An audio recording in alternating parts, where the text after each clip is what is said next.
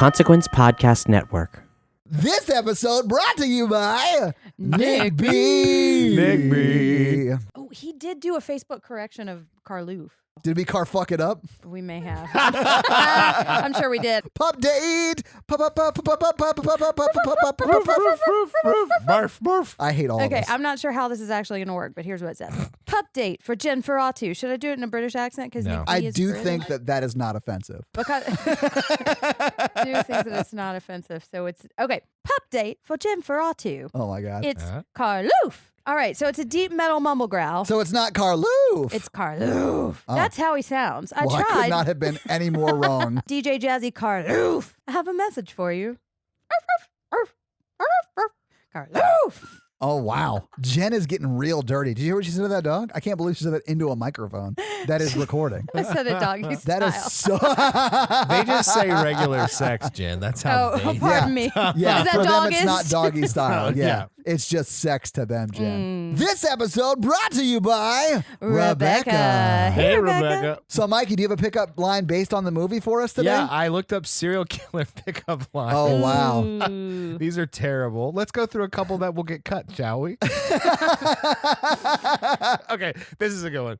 Hey, Rebecca, Hey, will you Mikey. run away from me somewhere romantic? Oh, I like that. Okay, we can do that. It's for the couple that wants to both chase and be chased. Yeah. And if you want to remain chased, get yourself some Ooh. Disney ears from Straight On Tell Disney on Etsy, Rebecca's Etsy store. This episode also brought to you by Mats. Hey, Mats. And Guten Tag. Oh, wow, that's German. Mats is from Sweden, and he wants us to share some fun Swedish facts, and I found this one. North Korea owes Sweden 300 million euros for 1,000 stolen Volvos. And Volvos? Volvos. 100? Okay. Wow, 1,000 stolen Volvos. All you have to do to follow this story is listen.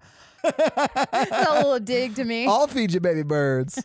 North Korea owes Sweden 300 million euros for 1,000 stolen Volvos. So the funny part about this is that every 6 months, they send them a bill. Hey, if you're in North Korea, pay up. Pay your fucking bills, bruh. North Korea better have my money.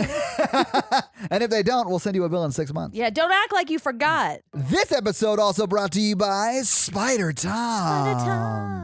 I do have a spider fact. Today, we are going to finally put to rest the age-old mystery of our granddaddy long-leg spiders, the most poisonous spiders on Earth. It is impossible to know if the venom of a granddaddy longlegs is poisonous, or, pardon me, venomous, unless we shrink someone down, like a human down, like inner space style, and then pit them against a granddaddy longleg. Why do you have to make them fight, Jen? Because I want to give the spider a fair fight. He's a grandfather, Todd. He's He's a veteran.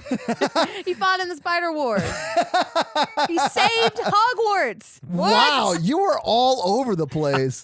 Aragog, first off, did not save Hogwarts. Did he not? No, Oh. he tried to kill Harry and Oh, not this cool. episode also brought to you by Ryan. Ryan, whoa. Yeah, Mikey's really into it. So Ryan just took 3 days off work and has just been luxuriating all over his apartment watching all the TV. Oh, yeah. And regaling Todd and I Oh, with yeah. the stories of all the TV Ryan's watching. How relaxing Oh, it is. I just watched this movie and I had so much time. I Oh my decided to watch God, another I watched movie. 3 movies I after the know. gym yesterday. Yeah. Some quarantine, Ryan. Maybe Ryan was trying to help people after a tornado and a fucking pandemic. No. I don't think Ryan was. Welcome back to another episode of The Patreonicals. Thank you for that introduction. First, I just want to say Jen did a great job, but her story's not canon. Well, oh. As we last left our intrepid young heroes, Our intrepid young heroes. Eddie and Matthew, as they track Sunny D cannibalism. Y'all heard of this Jesus. coronavirus? Yeah, Ooh. It's in the Sunny D. That makes sense. This is where it came from. it goes straight to the top. You know, it started in Korea where they went to China. A shipment went to China. A shipment went to Italy. Uh-huh. A shipment's here Yeah, it came in Washington. in Yeah. America. Yeah, So we got Sunny D19. Sunny D19. instead of COVID-19. Yeah. I love it.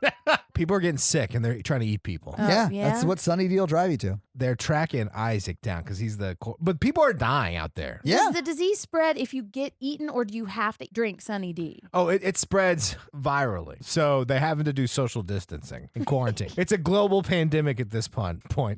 This pun. It's citrus distancing. Yeah. Yeah, all the commercials say, "Aren't you glad you stayed at home?" Oh, wow. Oh, wow.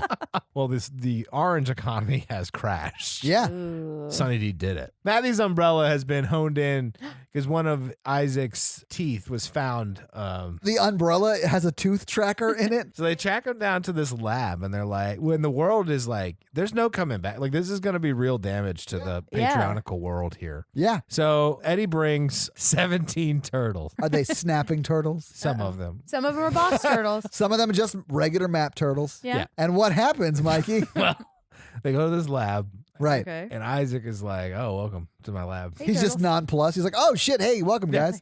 Nice turtles. He's like, "I did this to punish you, Matthew, because you like saving things, and you can't stop this. It's everywhere."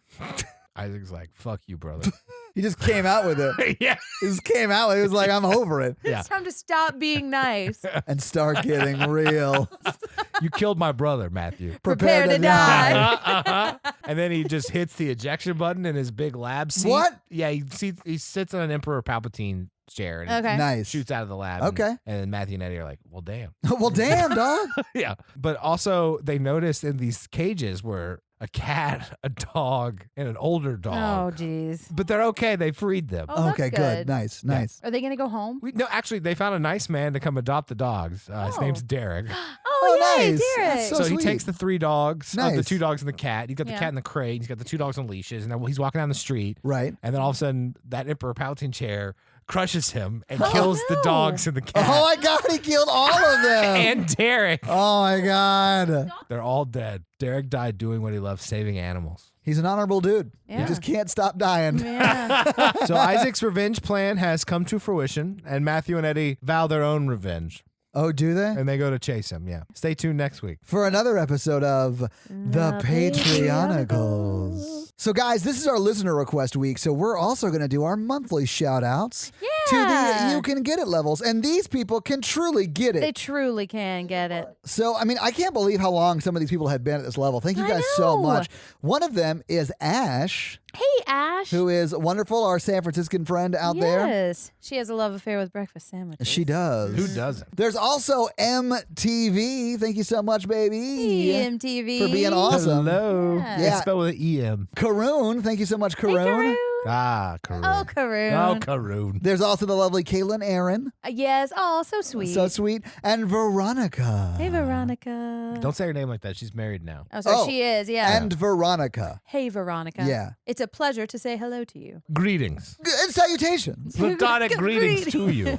That's how And platonic greetings to all of our Yes, platonic greetings. You Can Get It levels. You can platonically get it. So, yeah, thank you guys so much for being at the Yes. You Can Get It level. We get really it. appreciate it. Yeah. This episode also brought to you by Chris. We always do Chris last because it just warms our heart because he just wants Yes. you to know that we see you, we love you, you're not alone. You are not alone. Yes, Chris. Chris is here with you. Though you're far away, Chris is here to stay. Aw. Hey, Chris, thank you so much. Yes, thank you very, very, very much. And thank you to all of our awesome Patreon supporters. We Yeah, love you. We do. Hey, guys, the theme music it was really sad. The theme music proposed to another theme music. Oh, no. How'd it go? Not very well. Oh, no. She said no.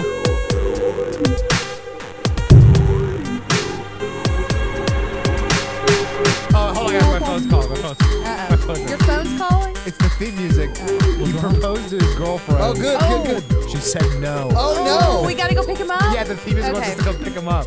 Oh, my God. Your name's Mikey. Welcome to the horror version, everybody. Holy I'm shit. Jenn. That That is Mikey. amazing. And I'm your horror virgin, Todd, and that means I don't like scary movies, but you guys make me watch them. And this week, you guys made me watch a movie that seemed more like just an instructional video on what never to do in any situation.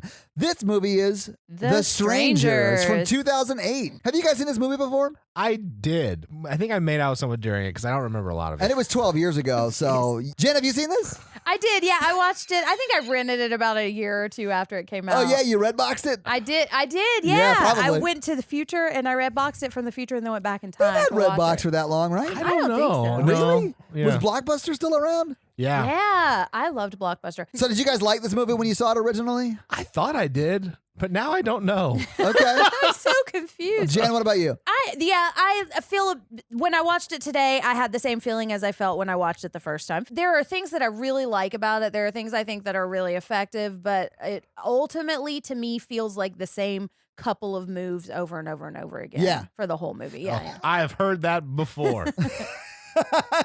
Mikey, you need to change it up in the bedroom. Yeah. Like the Bluebell Ice Cream left out all day. I am vanilla. Oh my God.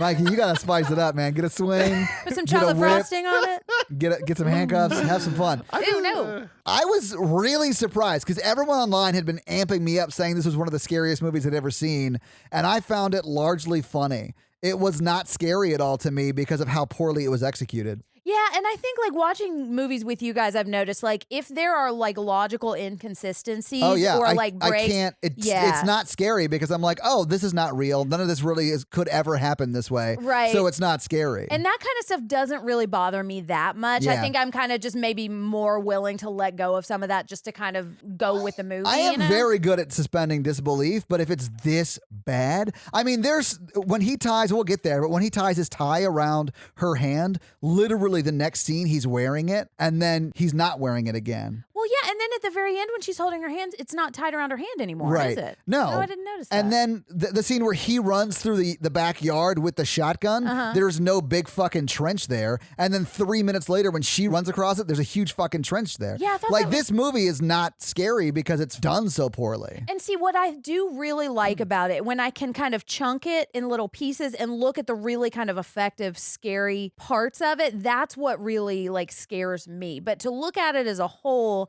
I think it just feels so repetitive at a certain point. Oh, yeah, you I know? mentioned that during the movie, actually. Right. That it really was just one sound, walk to it scarily, another sound, walk to it scarily. Yeah, but there are things that really have, like, that disturb me. Oh, there were moments Yeah. that made me jump. Right, right. But they were just the jump scares, but nothing was overtly scary in this movie to me. Yeah, so I think when I look at it as a whole, it's not as effective as I really want it to be. And I think this movie works for me more like in theory and in my memory than it does when I actually watch it. But we'll go through it. This movie has the feel of a 48-hour film festival to me because it feels either super rushed or like it was like the director's first movie ever. and Like, I think it was his first movie. and not in the sense of like his first time he was hired to direct. Or like first for like a his studio. dad just bought him a camera and he was like, "Ooh, let's make a movie." Like it's that level of inconsistency. It's so bad. I agree with a lot of your points. I mean, it's a good movie to rent if you're gonna make out with somebody. But once you start paying attention to it with like three people with a critical lens, it kind of falls apart a little bit. I think this movie would have been very scary to me if it had been executed by a competent director. So the story and the like continuity is what you're having is what you're saying you're having problems Yeah, with, I right? don't know. I think it's pretty bland story in general. Like the things they do don't make sense. Not That's just what the I'm continuity. saying. Yeah, like you would have to change the story some because literally everyone chooses the dumbest thing to do in every situation. I like the horror movies we watch as a group, and you talk, and you're like, I would do this, and then they do it, and something scary happens because Yeah. I feel like that's more realistic horror. Yeah, that's what I'm saying. This is not realistic at all. It's so not realistic that it's laughable to me. So I just started to snicker. Yeah, you checked out about halfway through. Oh, yeah. And I think there's supposed to be like a comment on their relationship because it starts in a rocky place and then it ends in a good place. But there's not a lot of journey with them two. Like the guy kind of just continues to be a dick, and she has the ring stuck on her. And at the end, she's like, "I love you." But there's not really. I know. I laughed when she said, "I love you." He 'cause it was doesn't funny really to me. redeem himself No, at all in the movie. he's a dick the whole movie. Yeah, and we'll get to the part where like they had a chance to get away, but one of the things I do like about it is I feel like it's a very basic story, and it's like hollow in a way that I think works for a lot of people, because like you could say the same thing about Halloween. Like it's just a very simple story, so you can project a lot into it. And I could probably do that here, but I just think it's almost too hollow. Like there's not enough substance for me. And as much as I love looking at like the mood and the atmosphere, I think that is really effective. It just feels like the one creepy thing after another. The killers in this movie are ghosts, or they don't exist, or they can disapparate. There's no other explanation to make it fit. So they're being attacked by wizards. They do disappear quite When fast. she fucking touches the back of his head, and then is immediately and then he turns gone. around immediately and she's gone. I laughed. Like that to me is comedy. But I feel like we should just get into the movie, because a lot of our complaints with it, I think, will hit as we go through it. So we start with what you're about to see is inspired by true events. I hate when scary movies do this, This was a little because there's no way that that's true. well, Well, it is. But it is. I think I know the story that this is based off of, and it's a really scary story. Do you have a fun fact about that, Jen? I do. Yeah. Okay, so can we talk about that Yeah, later? we'll talk Okay. about it then. Yeah. So let's couch that until later. But the fun fact that I do know about this, the director does not claim that was his inspiration. Oh, okay. So I think this was Wait, what? So the true story that this is somewhat like, the director's like, yeah, but it's not based on that true story. It's based on a time when I was home alone and someone knocked on the door and I answered it and I felt creeped out. I mean, I got fun facts about that. Oh, yeah? Yeah. Wait, is that it? Kind of. What? I mean, do you want me to tell now, or do you want me to say Let's it just- first? I wanna hear it Okay. now. I wanna do hear it it now. Jen's fun facts early, because there are 3 stories that this would claim to have been inspired by, and I'm not sure. Okay, the first What one. did the director say it was inspired by? The director has said that it was inspired by something that happened when he was a child. Oh, And okay. Yeah, his parents were out for the night and he was staying with his older sister. Late at night, somebody knocked on the door and his sister answered, and they asked for somebody who doesn't live there, like a random name. And they said, no, she's not here. And so the person left. And later on, they found out that that person was going and knocking on doors, and if nobody answered the door, they broke into the house and robbed it. So that was the inspiration for this, and he just added a murderous element. Like, if you are home, the people will kill you. And that qualified for inspired by true events. The story that's really similar to this is the Ketty Cabin murders. Yeah, Ketty Cabin. Yeah, which was an unsolved crime in 1981, and it happened in rural California. And it's actually only a quadruple murder. Got to get those numbers up, Mikey. Yeah. Those are rookie Ooh. numbers. But there were 7 people in the house, That's and there were insane. some kids in the house that weren't touched Okay, because good. they were hiding, I think. But one of the girls was kidnapped, and they found her body a couple of months later. It's a really sad story, and it's an unsolved murder. If you read that Wikipedia, that whole situation's way scarier than this situation. Let's just get into the movie. Okay, so we're starting with some facts about unsolved crimes. And according to the FBI, there are an estimated 4 million violent crimes every year. And then they're talking about Kristen and Jim. So it's Scott Speedman and Liv Tyler. Yeah. And they're talking about what happened to them. They were victims of such a violent crime. And what happened to them in the house is still unknown. I do like that. I like the idea that this is what might have happened, but we don't know because everybody who could have told you what happened is dead. Well, no, Except but this, she's not because I know. she's alive. That's Yeah. again another inconsistency that's really stupid. And that isn't what happened either, because what happened is someone knocked on the director's door when he was 7 and it freaked him out. Yeah. That's the end of that story. The voiceover tells us that they came home to a vacation home after leaving a wedding. And so Yeah. we see them at a stoplight in a car, and they're both crying, and she's crying. Yeah. And it's just really awkward. Been there. Yeah. They didn't have too much fun at this wedding. And I think it's his father's It hunting is his dad's cabin. house. Yeah. Oh, like hunting cabin I makes think so. sense. Like, Except nobody it's on lives a here all- residential street. So it's probably Summer not a home. cabin. It's a summer home. Yeah, summer home Yeah. is what they say. Yeah. Yes, but when you go outside, I do think they make a good point of showing there's nobody around. Like, we might see some other houses, but we don't see anybody else around except for those 2 Mormon kids. Well, they're not Mormon kids, but those kids that were, They're not Mormon kids. they're Well, not. from a Mormon kid, you Yeah, probably I was a know. Mormon kid. Those kids would have been at least 19 if they were missionaries. Yeah, they weren't on mission. That's So the safe. director is, man, he failed so hard in this movie. But those kids were on bikes. And when you see them at the end biking towards the house, there's a shitload of houses on that street. Right. So they are close to other homes. And if you heard a gun go off, like if you heard a rifle go off twice in your residential area, you would call the cops. But the point is that nobody regularly lives at this house.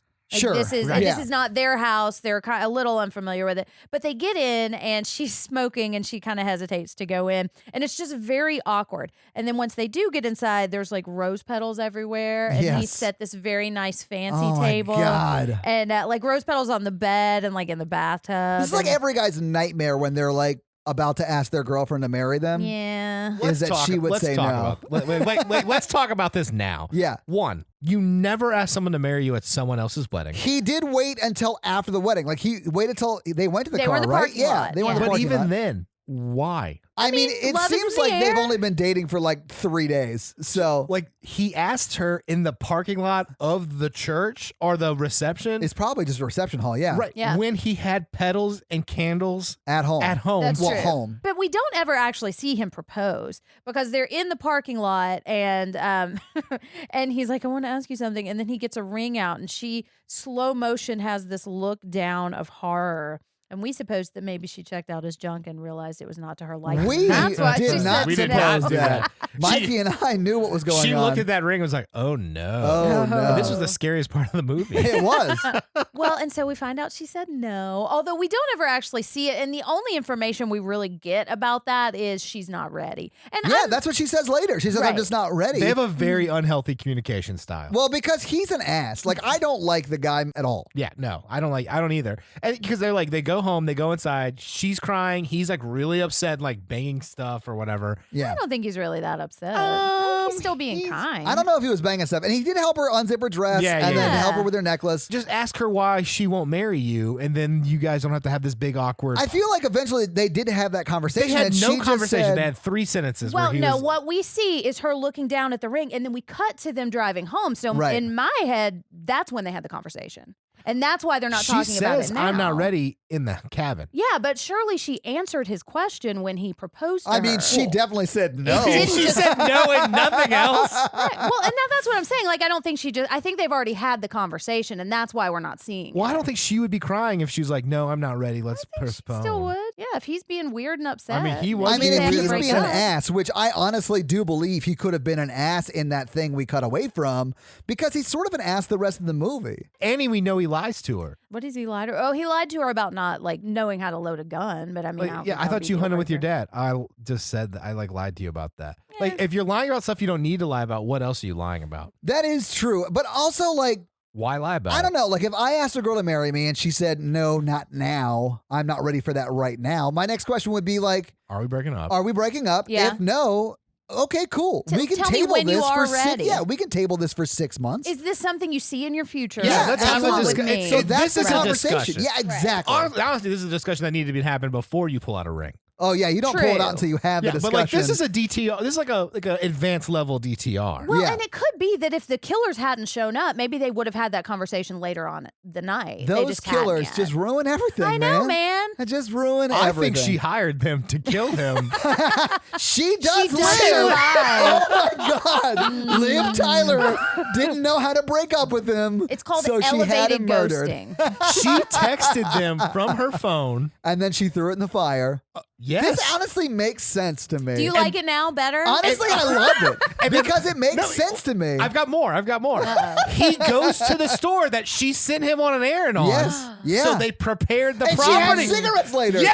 She didn't run out of cigarettes. Oh my God. She's in on it, guys. Yeah. I love this movie all of a sudden. Right? Oh my Your God. favorite movie? This is the best. I mean- She sent him out to get cigarettes. Yeah. They prepared the property on They the traps. did. Yeah. All she had to do was act scared the whole time. Yeah. Gaslight him Yes. into getting murdered. I love this. Oh, you know what we forgot to talk about though is The the movie? beginning when we're seeing the two not Mormon kids because they're walking into this open Oh house. shit! Yeah, we forgot the Yeah. flashback. Yeah. But we hear a 911 call and we're hearing that they found people and there's blood everywhere. Yes. And now we cut back to what we've already talked about. We just couldn't wait to talk about this relationship dynamic, so we skipped ahead. I feel like we've talked about that We have. relationship dynamic. Yep. And that 100% Liv Tyler set all this up to kill her boyfriend. Absolutely. I think so too. Yeah. It's got to be. Sometimes it's just easier than hard conversations. you Oh know? man, no, absolutely not. Listen, having dated two separate women who decided to cheat on me rather than have a hard conversation, just have the hard conversation. She didn't cheat on him. It's much better. I guess that's fair. She just had him murdered. That's true. So as they're being sad and she's taking a sad bath, he is calling his friend Mike. Yes. And saying, hey, It didn't go It well. didn't go well. Can you come pick me up? Come get me in the morning. You're I know you're wasted. drunk. Yeah. Yeah. And imagining that Mike's going to be there in the morning. Yeah. Yeah. So while she's taking a sad bath, he sits down and eats some sad ice cream at their happy romantic He gets dinner. Bluebell. Delicious looking Bluebell Well, ice he cream. just had blue balls. So Right. now he's got some It's Bluebell. the only thing. Yeah. Oh, and he puts on a creepy record. Yes. Yeah. The creepiest records in this. It's like old timey creepy country music. I honestly thought this whole movie took place in the 70s until they pulled out their cell phones. Yeah. And that's the only thing that puts it in modern-ish times. And so the reason for that is because of this story that, like, when he was a child, the story of the person that Oh, yeah, when knocked, someone knocked on his door once when he was in the kid. 70s. Yeah. And so he, like, decorated the house. He wanted the house to be decorated in the style of the 70s, but it's not in the 70s. And I think I would like the movie better if the cell phone element wasn't there, because then Me too. that would be a much easier reason Yeah. for them not to have called the police. Yeah, because Mike's cell phone was on the floor for half of the movie and no one thinks to use it. Right. And the only thing in this movie that it has even anything to do with present day is the cell phones. So she sits down to talk and they're having kind of like awkward talk. He's and solemnly eating ice cream with red wine, looking well, and they sad. open their champagne and Yeah. they're both kind of drinking it like they just don't care because they're not pouring it in glasses. And he's trying to give her the ring. And like, Yeah. no, you can't give her the ring. She can't No, take what he's it. trying to do is guilt her into marrying him. Yes. Because he's not a good dude. I can't take it back. I can't return it. Yes, you can. And she can't. There's no way she could take that ring. Honestly, even if you can't return it, You could pawn it. exactly. She wants to talk a little bit more, but he doesn't. And I do get the feeling that she does want to continue the relationship. Me too. Yeah. And she wants to have a conversation about it. And I think he's just kind of butthurt about He it. is too. super Which sad, I can yeah. Well, understand. he maybe. says, I'm really embarrassed. Yeah, and I understand, especially since he set up all this lavish sex house. I you would know? honestly be embarrassed too. I mean, I would be upset. But so now they start dancing and they're kissing and they're starting to kind of hook up. So as they're kind of kissing and about to get down, somebody knocks on the door. And it's these big, like, double wooden doors with no peephole that I actually really like. I think that's cool imagery. So he goes open and he opens the door, which you should never do. There's a blonde girl and we don't see her face. And that is one of the things I like about this movie is we never see any of their faces because the porch light is out. This is why I never take a girl back to my place. Because your porch lights are always out or No, because just you don't 'cause want to see their faces? I don't want them to ever know where I live. Oh, wow. Ooh. Ugh, Mikey is single, ladies. But so she asks, is Tamara home? Tamara's not home because she doesn't live there. She doesn't live there, yeah. Right. And so she just kind of stares at him for a second. And that I do think is creepy too. It is creepy, And yeah. then she says, I'll see you later. And Yes. walks away, which is creepy. And then he screws the porch light in. He actually because- turns it the wrong way, though. Yeah, he turns it left. You would turn it right. I'm really good at the suspension of disbelief. You're the worst. Todd is great at suspension of disbelief for musicals. Yes. Because that's where you really need it. Yes, it is. Yeah. Like, yeah, you got tuberculosis, but you can belt that song. Hell yeah. Sure. It's fine. Who gets tuberculosis in a musical? It's Tombstone, the musical, Mikey. A lot oh, more I would people. go. I would so go. I'm Hell your yeah. Huckleberry. Aww. We got the first 30 scores of I it. love it. I love it. You Someone know- call Val Kilmer. So then we pan out and we see the trees, and it's like real flat land, but there are just like very There's developed like four trees. trees. Right, There's right, like but four it's- tall trees. It's creepy because it's like the impression of the woods, but you can still see enough to like see people off in the distance. I think the atmosphere of this house is really creepy. That's to not me. the woods. It's just like a front yard with four trees in it. Right, but Yeah. I think maybe it's adjacent to woods or something because I there think it's are a lot wood of mature adjacent. trees. And so as we're kind of panning out and seeing these trees, we hear footsteps. Yes. But we don't see anything. Footsteps on pavement. Right. And one of the things I really like about this movie is the sound design for the first 45 minutes. I like how we Okay. keep hearing a lot of banging, and I imagine seeing this in a studio and hearing it coming from lots of different directions. I think you're onto something. I think this movie is pretty scary until he gets back from the store. Yeah, I'll agree with that. Yeah, for me is I just am tired of it. By the time it gets to the end, there's so much banging going around. It's just too much, Yeah. and I've been hearing it for an hour. Winky blinky. All I heard was if there's been banging going on for over an hour, I'm just Jen's tired of it. Yeah. We've been to a show and I have a headache. Listen, let's just get it done. What did you do? Snort meth? Let's get this over with.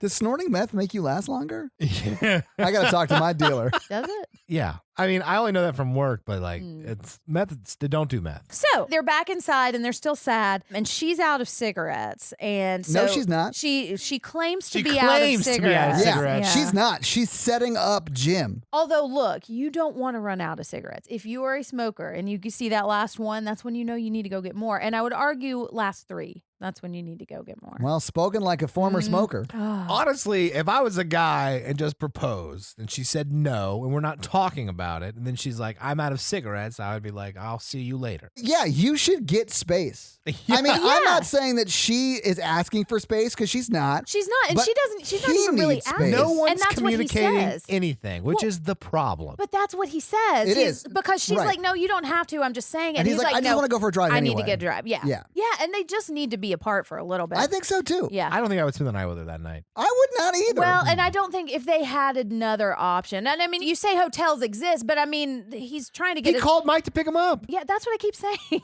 He's put that into motion. And if he doesn't have to pay for a hotel, it's just waiting a couple of hours, then I would do that. That's easier and cheaper. But that's something they should have talked about at the reception parking lot. I mean, like, you take the car. yeah, go to my dad's summer home. Yeah, I'll stay with Mike. There's an Yeah. open bar here. Absolutely. I'm getting obliterated. Absolutely. Yeah. There are plenty of the bridesmaids here. Yeah. Ooh. I'll take the one in the green dress, please. Mikey, have you ever been single at a wedding? Yeah. It's fun. Yes, it is. Yeah. Every time I go single to a wedding, fun stuff happens. Same. Wedding Crashers is like pretty much truth. It's pretty much a documentary. I hope to never be single again, but if I am, we're going to weddings. But going to weddings with a date is also really fun. Yeah, it is. Absolutely. And end the same way normally. In sadness. In a DTR conversation. Well, so before he goes to get her cigarettes, he lights a fire in the fireplace. Yes. Yes. And sits right in front of it, just begging for his back to catch on fire. Yeah, take it from a guy who wears a lot of layers. He would be sweating a lot. And so he goes outside and he's sad, drinks his bottle of champagne, and then just tosses it into the I yard. like Todd's like, I'm just going to get really drunk before I drive to go get Yeah, cigarettes. that's what he did. He got Yeah. shit-faced and then drove. And so she sits right next to the fireplace and she's like pulling her hair back and kind of living free because she's being alone in the house. But so she puts the ring on her finger and Todd called it like Of it course. gets stuck. Yeah. Of course it gets stuck. So he comes back later and she just holds it up in front of the door and she says, surprise. I said yes because I can't get it off. That didn't happen. No, it but didn't. But that's she what does, she's going to have to do. She does show it to him many times She when they're does. running about the place. Right. And they never talk about it. No. They don't talk about anything. I know, but she needs to have the conversation of, I didn't change my mind. This just got stuck on my finger. We're still not getting married. He dies thinking they're engaged. Right. Not knowing that she hired people to murder him. Well, she wanted him to die happy. Yeah. That's her send off to She him. could have either murdered him or made him go like sad, go get a pan of Crisco to get it off her finger. That's fair. Which one's worse? Murder was the only Murder- option. I the think only way. so, yeah. She's 'Cause- like, aren't you happy? Bye. And then the family won't ask for the ring back. Oh, it's That's a true. win-win. Yeah. He doesn't have to worry about being ashamed that he asked a girl to marry him and said no, and then she gets to keep the ring. So she wanders around and plays some notes on the piano. So it's a little bit of note shadowing. Yes. She actually just plays a scale down, but yeah. Yes. Yeah. Like she's about to scale down by killing her husband. Potential fiance.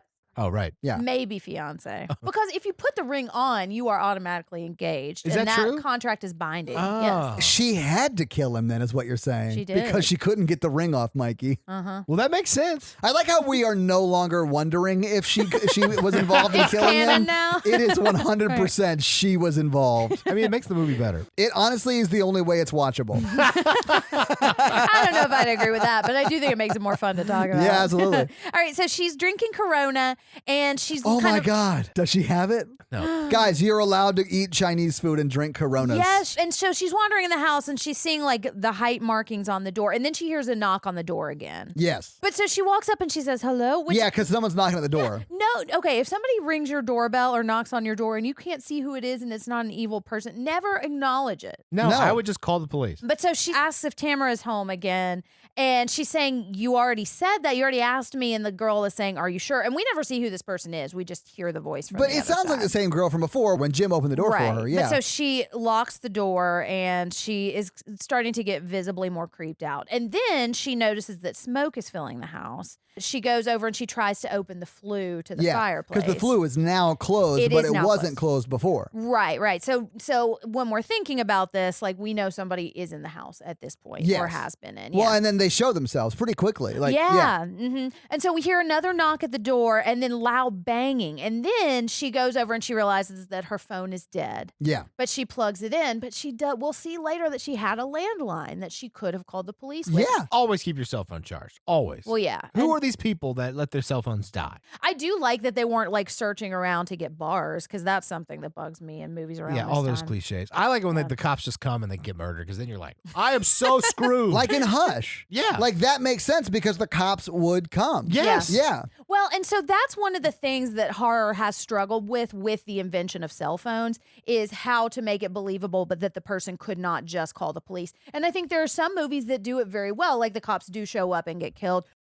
And I don't think this movie does it well. I don't think this movie answers the question of why they couldn't call the police well. I suppose that is one of the biggest things that took you guys out of this movie is that why didn't they just call the police? You know? Yeah. And if they had answered that question effectively, I think the movie is a lot more believable. I think so too. Because I think you can excuse some of the other things. Yeah. So she plugs her phone in but does not call the police. But she's visibly scared at this point.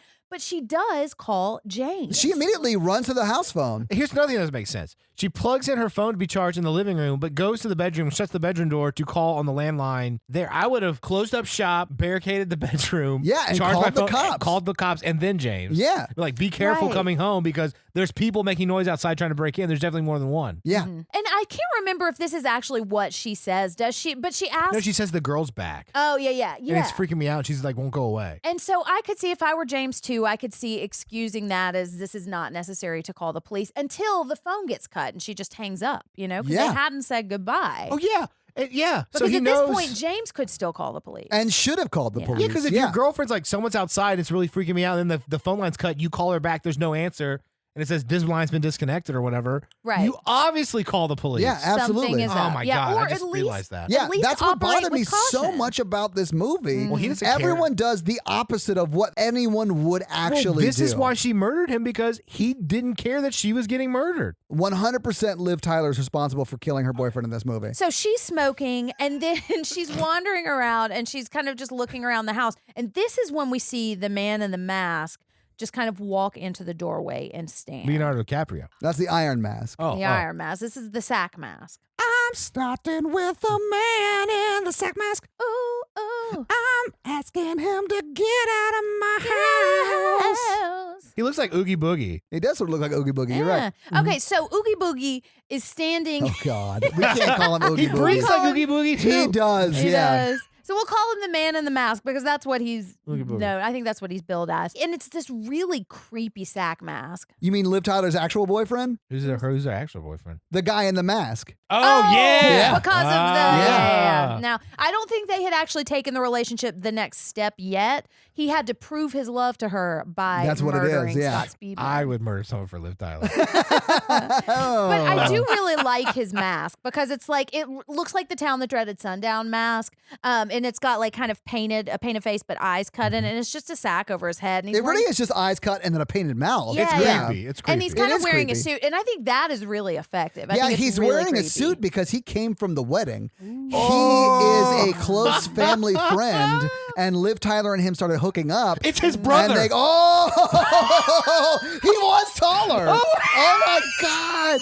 Oh my God. We And he figured knew this exactly out. where the axe was. Yeah. And he knows his way around the house. Yeah. Oh my 'cause God. it's his dad's summer home too. He dug that trench last week. Because he knows where the shovel is, too. Oh my Yes. God. This, Yeah. honestly, if we You like had the movie? directed this movie, it would have been so much better. This is like the Todd and Mikey Oh my versus God. the Strangers. It honestly would have been a good movie. Can you imagine if he figured that out throughout the movie? Like, so he's not a great dude, but like, Man. but then he's like, oh my God, I treated her bad, but she's having an affair with my brother. Not an affair, but like cheating on me with my brother. And then like, they're trying to kill me now. Yeah, would have been so good. And then he kills both of them and he's the final guy. Yes. We don't need a final guy. I love this. Oh, you got Corey Can we Feldman just and that have was one enough? thing? I do love that we now know definitively that Liv Tyler's character was having sex with Jim's brother and forced Jim's brother to kill Jim. Yeah. I love She this. manipulated. She didn't force. She made him think it was his choice. Right. And we're kidding. Like, No, don't- we're not. No, It I'm would not be a kidding. much Yeah. better movie if this was true. I mean, none of it is true. So whatever we want to be true can be true. Yeah, the only thing that is true is someone knocked on this guy's house when he was a kid and it creeped him out. Anyways, so she's smoking, and the man in the mask comes and stands right behind. And I love that it's not a jump scare, but it's one of the Yeah, creepiest it is moments. creepy. He just smells her. It's like a hello. Right. And then she turns around and he's gone because he Well, can disapparate. But what I like is that he stands there for quite a while, Yeah. and he doesn't jump out. He just kind of walks in, and he's inside the house. Yeah. It's not looking through a Well, because he mirror. has keys to the house. Because he's Jim's He's older the brother. brother. And she definitely saw him when she turned around, but she's not scared because Right. that's what Right. she expected to happen. She's into it. Yeah, they use the mask outside of murder I'm role sure plays they too. do. Yeah. Mhm. So she walks over to the window, and she's looking out, and then she hears more knocking. Yeah, it's the same thing over and over and over and over and over. Right. Yeah. And so at this point, she gets a knife, and she walks over to the piano where the guy was standing, and he's not there anymore. No, he's disapparated. Right, exactly. But what she notices is the smoke alarm is no longer on the floor. Right, It's it's been in the placed chair. on the chair. Yeah. And she knows that she didn't do that. And we also saw every moment that the masked man was in that front room, we saw. He was just standing there. Yeah. So we know he didn't put the smoke detector on that because we saw every moment he was in that room. Right. So who put it there? Her ride or die bitches. Yeah.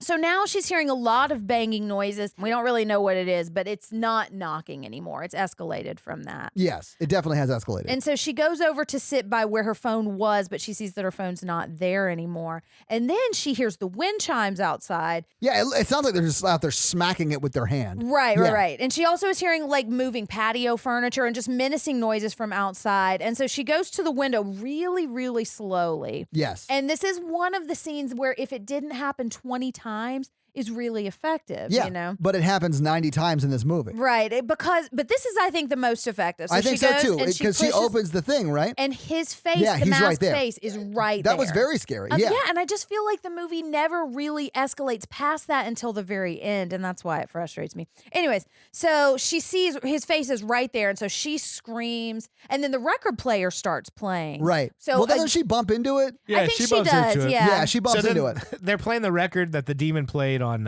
Conjuring. Yeah, like don't ever play these creepy sounds. I think it's Insidious is the songs you're thinking of. Yeah. And this is after she talked to him on the phone, right? So she turned the record on to signal to them that he's on the way back. No, she bumped into the record player. It started when she. Right. That's what she bumped wants into you to it. think. She plays it so Oh, they I know see what's outside happening. I Yeah, got he's it. coming back. This is the Mikey cut of Right. the Yeah. movie. Yeah, I mean, it makes sense to me. yeah.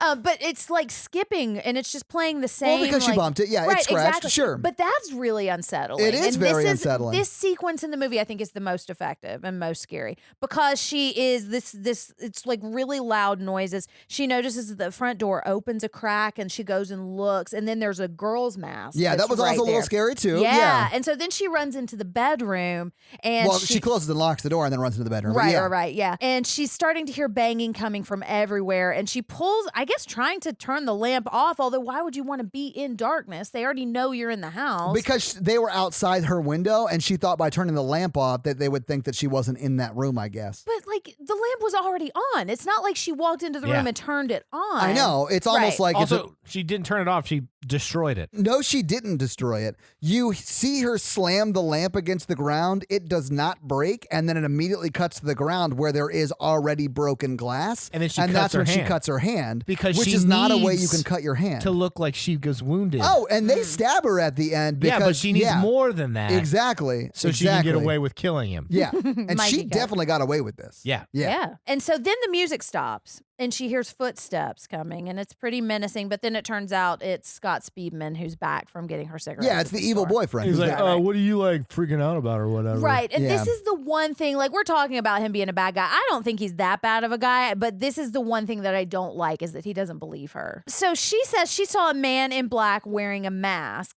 And so, of course, he's like, okay, well, I don't believe you, so I'm going to go look and put myself in extreme risk. And so he goes and looks out in the hall and says, see, there's nobody there. Like, why are you crazy? Yeah, and stupid. Exactly. And he's not saying it that bluntly, but he might as well be. Exactly. And that's the one thing that really bugs me about It's not like no one knocked on the door earlier. Exactly. Yeah, he saw and that. he was there for that. So they go and look in all the rooms, but he's not really turning the lights on, and it's pretty No, because he's an creepy. idiot. Yeah. And we see her phone on the fire. I Yes. don't know if she ever sees it there. They don't acknowledge No, that because she she ever knows. always says that they took it. They took it. Mhm. Which they did. They It's did, not yeah. untrue. And she just hasn't realized that they put it in the fire. Right, yeah. And so she's looking out the window, and now we see the girl in the mask Yes. who's staring, like maybe 50 yards away, just kind of staring at the house. And he sees it too. So now he knows this threat is real because it's the same girl, I mean, we assume, with a mask on. Like, that's not a normal thing that would happen. No, like, absolutely that's not not. excusable by, like, she's Just general looking. behavior. Yeah, but But this is when he decides, oh, my phone's in my car. I gotta go get my phone. Why didn't you bring your fucking phone I mean, in? at least they attempted to explain why he didn't call someone immediately. Right, that's true. I mean, it was a bad attempt, and they should have done that, I don't know, 30 minutes ago in the movie, but Yeah. whatever. At least they tried. That's the momentary reason that he doesn't yes. call. And then he's like, I gotta go to my car. While he's looking at this girl, before he says, oh, my phone's in my car, I'm going to go outside where that creepy girl is, he's like, oh, should I go talk to her? Fuck no. She's standing in the middle of a deserted road with a fucking mask on, just staring at your house. I think when you said deserted road, you meant subdivision, but yeah. But I mean, still, like, I don't go outside after dark. Fuck that. Not now. Now that we live in post-apocalyptic Well, America. that's true. Yeah. Quarantine, baby. All right. So he goes outside to get his phone. So he forgets his phone after she calls upset saying someone's outside Yeah. and the line's cut. It's real stupid, Mikey. Yeah. He goes outside and we see his car's all smashed up. Yeah, And the which you would have heard happening. Yeah, I guess if they had done it while the loud records were playing or something. But I mean, he hasn't been back in the house that long. No, he's the one that turned the loud records off. So he got there. The glass might be broken from his drunk driving. That could be true. That's true. In all fairness, Mikey, he might have done that damage himself. We don't know. We The do know tires he are was driving slashed, drunk. and Yes. that could be done silently. That is 100% true. So as he's looking through his car and trying to find his phone, I guess, a hand creeps right I up hated to his this shoulder. so much. This was what I will agree with you on this one because this one did bug me. Yeah, this is the moment in the movie I was like not scared anymore for the rest of it. I was scared Right. of some things, and there was a jump scare later in the movie that got me. But from this moment on, I was like, oh, it's just like make believe. Like none of this could ever happen ever this way, so it Right, doesn't matter. Because we see a hand go right up and almost And he's touch his deep shoulder. in his car. He is. He yeah. is like all the way in the passenger seat, and a hand is like reaching and touches him, and then he immediately spins around, and there's no one there. Right. And I thought it was going to be Liv Tyler at first Me because too. of how far he is. And I was like, oh, that's how they'll explain without having to deal with her being right and there. that would have been like a good directing choice. Right. But yeah, she just disappears. Or he, like, we don't know who it is. that was And definitely a woman's There's hand. no. She could have ducked real quick so he couldn't see her, but she would have still had to be hiding by the tires and she would have had to get away at some point. And we just don't hear or see anybody running away from the car. He turns around and gets out immediately. Right, So even if exactly. we heard someone running away, he would see them He running away. would, And we yes. would see them running or away. at least hear. Yes. Especially since we've heard footsteps from like across the yard. I think we did Right. hear footsteps at that moment. We Yeah. may have heard footsteps, but we would have seen it. And honestly, that would have been creepier to me. I think so, too. If we saw a woman in a mask running away. So they just chose to show that they can disapparate? Question mark? There are quite a few times. I where laughed. I like chuckled to myself. I was like, this is bad. It's like a ghost thing. Yeah. Like that hand. I think I reaching even up, said- that's a thought they ghost were thing. ghosts. I even Yeah. said, oh, at this point, they're ghosts. I think a little bit later when something like this happens again, I was like, okay, Liv Tyler has to be going crazy. Yeah. And she's actually doing all of these She's things. like the Tyler Durden. Yes. Yeah. Or none of this makes sense, but she isn't going crazy. Right. The only thing that makes sense that I didn't think of in the moment is that she is in on it and trying to kill her boyfriend Right. because she's sleeping with his brother. Like, that's the only thing that makes sense at this That point. makes sense to me. But even that doesn't explain how they can disapparate. Right. And this isn't the only time that No, happens. it happens a lot. Yeah, this is just the most blatant. Yes. And this is one of the ones that I will give you because there are a lot of things that I think you guys have problems with that I don't. And this is one of the ones Yeah, I agree with you it's on. bad. Okay, then he sees her with a mask on standing in the road. He tells her to get the fuck out of there. And then we see another one running like past him, like maybe 25 yards away. Like in a to tree the- line. Yeah. And that creeped me out a little bit. Yeah, I think was that's scary. significantly Yeah. creepy. And now at this point, because I think that's where he can no longer say that this isn't menacing. And the other girl disappears. Yes. But not until Liv Tyler comes out and diverts his attention so that she can get away. More proof that she is helping them kill him. Yeah, because he does tell her to get back in the house. Yes. 'Cause she's a delicate woman and can't handle hard stuff, apparently. And then looks back and she's gone. bet I she like a handles- woman who can handle handles hard hard stuff. stuff. I was about to make that same joke. Hell There you yeah. go. All right. So he walks down the road and he's looking around at the woods. And this part creeped me out just because I don't like being outside after dark. Or at all. You're wearing your indoorsy sweater again. It literally says indoorsy on it. I do like being outside, but in very specific times and places. I like being outside when I'm like in a movie theater watching a movie. Okay, so he's standing outside the front door and he kind of leans in, and it's like this jump scare, but it's kind of a cheap one because it's her.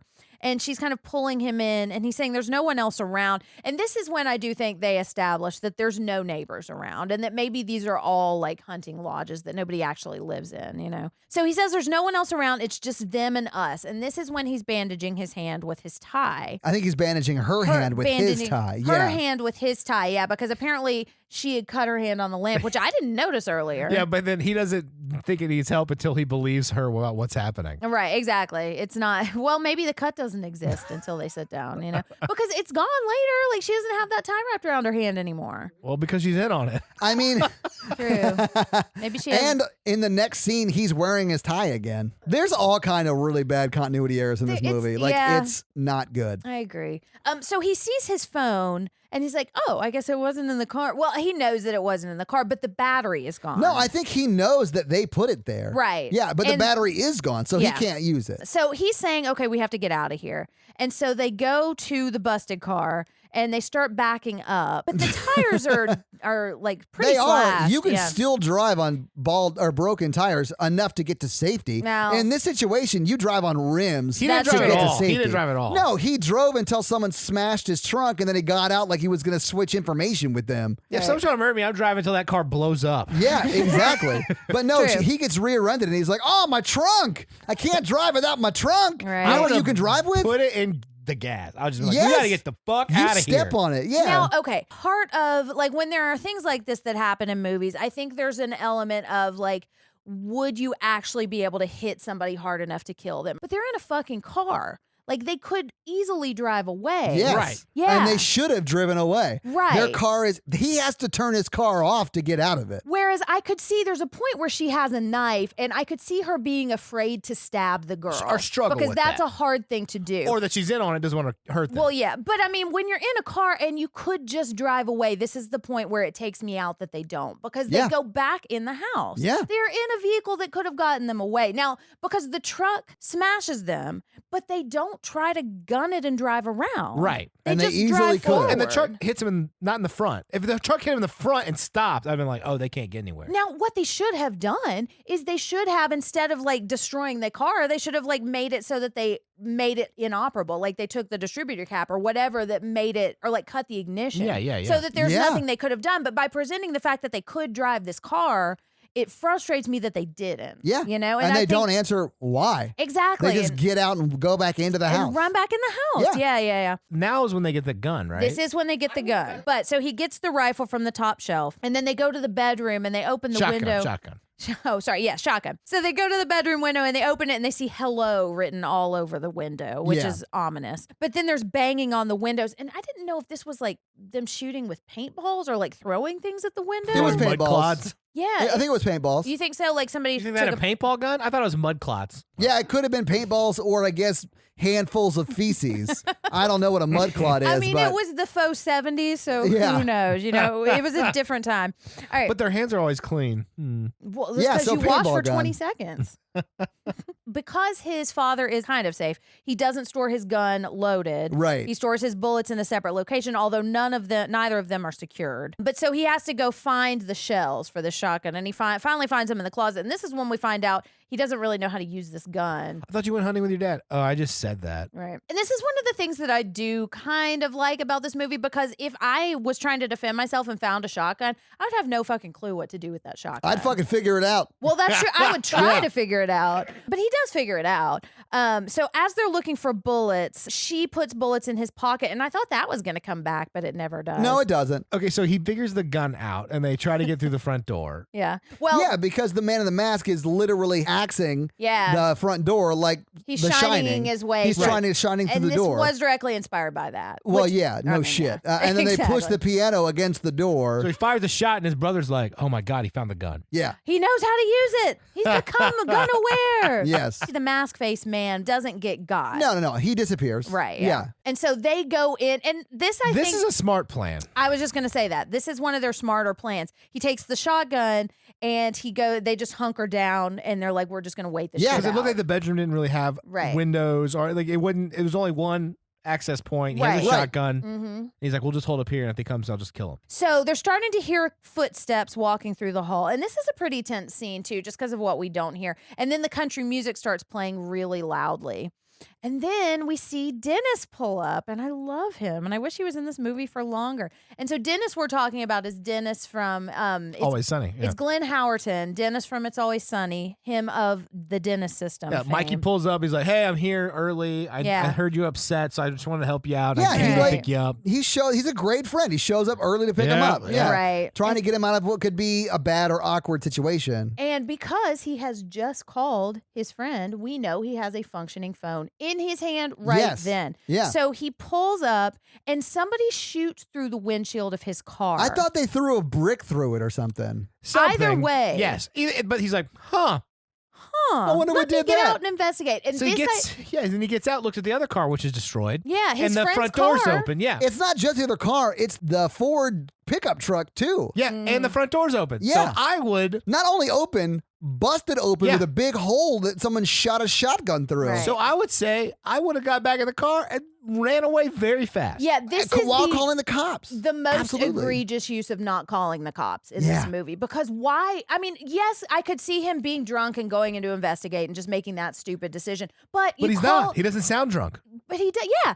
And you call the cops first. I could see him wanting to go investigate, but I do not believe that he wouldn't call the cops first Right. if he cared about his friend. Because what's he going to do? What's he going to do when he gets in there? The number one thing he can He's do gonna to help get his shot in the friend- face, Jen. Exactly. But the number one thing he could do is call the cops, and he doesn't. He also doesn't ever say, "Hey guys, what's Yeah, going hey, on? what's Is everyone up?" okay in here?" Right, right. No, Which, he if you silently think- sneaks up to the room. And if you think there's a threat in the house, I could understand not wanting to alert them to your presence, but he's not doing anything else to hide himself. No, He's just wandering no. around. And It's the Jim's dumbest brother thing. is right behind him with an axe. Okay, but so he's walking around and he's seeing all this fucked up shit that's happened. He's seeing a gigantic hole in the front door and a piano. Yep. And he keeps walking. And I do think this is creepy because we see the man with the mask right behind him, and he's slowly creeping behind him, and he starts to raise his axe. And Glenn Howerton has stopped, and he's like, it's all happening very slowly, and it's very suspenseful. And then he takes a step, and I think he's about to say hello. He is. I And think he then- starts to say it, but gets shot in the face because he's stupid. I mean, yeah, just so many choices he could have done differently. Yeah, So, literally everything he did was the exact wrong thing to do. And so what has happened is Jim has shot him Yeah. through In the head. Yeah. But at least he dropped his phone so they could then call the cops immediately. Exactly. Oh, yeah, of course. Mhm. Wait, he's in on it. It was a suicide mission. No, he had a squib. On his head? Yeah, she's the one who gave him all the shotgun shells. Mm. He's got blanks? Yeah. He's shooting blanks? Ooh. Now, look, we thought she was dead, and she's not. So maybe Exactly. he's faking his death the whole time, Mhm. too. I mean, could He be. is, clearly. Listeners, that's the Mikey cut. It's the dentist system. It is the dentist system. Well, that's why they weren't afraid of the gun, and that's why he didn't get shot. That's why the masked man didn't get hurt when he shot through the door. Yeah, and that hole was made by the axe, not the shotgun. Absolutely. Boom. Yeah, because we don't Nailed ever it. see We the don't- shotgun. Yeah, Exactly. and he's not that good of a shot. No. He goes to see because he's like, why was he wearing a mask? Why wasn't he? Like, he knows something's up, and he goes to like creep out, and he sees that it's Dennis. Yeah, and Michael in the movie. Mike, but yeah. he starts crying He over sees that it's his friend. Right. But she wants to go look, and as she's going to look, he like attacks her and like knocks her down. Pins and her says, down. Don't look, your delicate eyes. Yeah, your fancy woman eyes can never come back from seeing the atrocities. It drove me crazy that he did this. It held her down hard. Yeah, it is Almost like they were aggressive. role playing. Honestly, she could have just said the safe word and he would have let her up. Well, that's true. But this is when we notice that, one, she's not wearing the tie on her hand anymore. Right. And that she is still wearing that ring. This is where she shows him that she's wearing the ring he bought her. Yeah, she has finger signed the verbal contract. Exactly. The ring contract. And now he has to die. Yeah, so they have entered into a fellowship of the ring. Oh my God. Wow. And she This can't is get out directed of by it. Dodo Baggins. Aww. But I like this because it's really sad. And I do, because he just killed his friend. And you like this. You started the sentence with, I like this. I felt for them at this point because we see a couple of minutes of them just reacting. And this is just such a terrible thing that's happened. Yeah. Yeah, and I can imagine feeling really guilty about that because it was his best friend and he knows, one, he shot him. He invited him over. I probably would have thought, oh my God, he was pranking me. It's like Ashton Kutcher. Or Yeah, something. like I shot him. That he was the one doing it. When punked goes too far. Right, because they were both wearing suits. From the wedding? I mean, even his asthmatic older brother's walking around in a suit. Yeah. That's true. So what bothers me next is when he tells her to stay in the house. I'm going to go to the barn and call someone from the CB radio. And then you see him run across the backyard. Fine, on flat surface. Yeah. Well, he creeps and he sits down next to a tree. Sure. But at any point, did you see him jump over a big fucking trench? I would have left her the gun. No. I would not have left her the gun. I would have brought her with me. Yeah, But I would not have left anyone without a weapon or I some would have sort been of like, we're gonna protection. take the shotgun and we're just gonna walk down the street where there's street lights. Yeah. And I have And there a are gun, street lights. and they don't have guns. Right. Yeah. And this is a little bit of Monday morning quarterbacking, but I think that because there have been so many times where they should have called the police,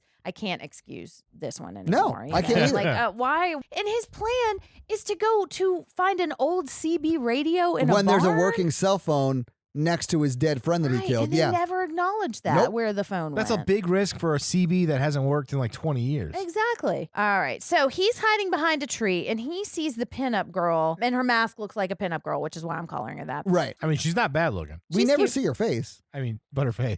But so she's off in the distance, and as he's With a flashlight. Yes, and as he's looking at her, we see the man in the mask come running up to him, and I guess we're led to believe he like kicks him or something, but it cuts. No, you away hear from the him. shotgun go off. Oh, that he tried to shoot. Yeah, him? and I do think he would have killed him if he wasn't shooting blanks.